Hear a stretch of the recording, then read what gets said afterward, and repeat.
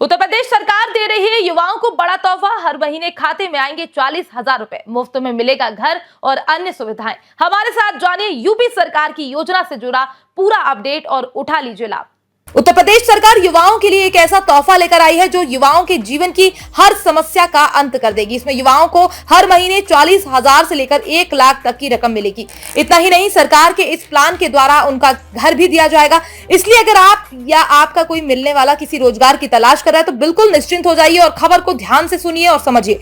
दरअसल यूपी सरकार ने आकांक्षी विकासखंड की तर्ज पर अब आकांक्षी नगरों में भी सीएम फेलोशिप प्रोग्राम की शुरुआत कर युवाओं को बड़ा तोहफा दिया है।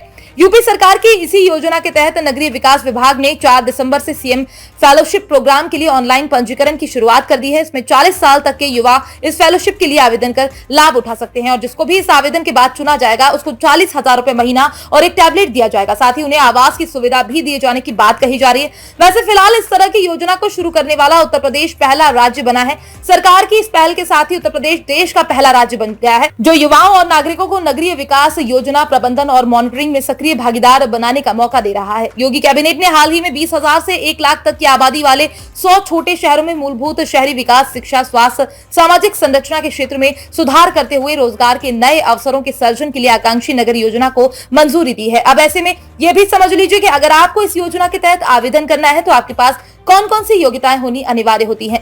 सबसे पहले तो ये इसमें आवेदन करने के लिए किसी भी क्षेत्र से स्नातक या उच्चतर डिग्री होनी चाहिए। इसी के साथ आवेदक की उम्र अधिकतम आयु 40 वर्ष होनी चाहिए। साथ ही उन्हें हिंदी और अंग्रेजी में निपुण होना चाहिए। साथ ही इसमें आवेदन करने के लिए आवेदकों को कंप्यूटर के साथ ही सूचना और संचार प्रौद्योगिकी पर काम करने की योग्यता होनी चाहिए। अब आप ये भी समझ लीजिए कि किसके तहत किन किन क्षेत्रों पर फोकस किया जाएगा। इसके तहत मुख्य रूप से urban infrastructure, social, local governance, economic opportunity पर फोकस किए जाने की बात कही जा रही है। वैसे फिलहाल यूपी में चुनाव के समय जो सबसे बड़ा एजेंडा रहता है वो केवल यूपी की बेरोजगारी बनती है, लेकिन यूपी सरकार की इस योजना के बाद रोजगार के स्तर को बढ़ाया जा सकेगा और बेरोजगारी के स्तर को काफी हद तक कम किया जा सकेगा। वैसे फिलहाल सरकार की इस योजना को लेकर आपकी अपनी क्या राय है, आप हमारे साथ साझा कर सकते हैं।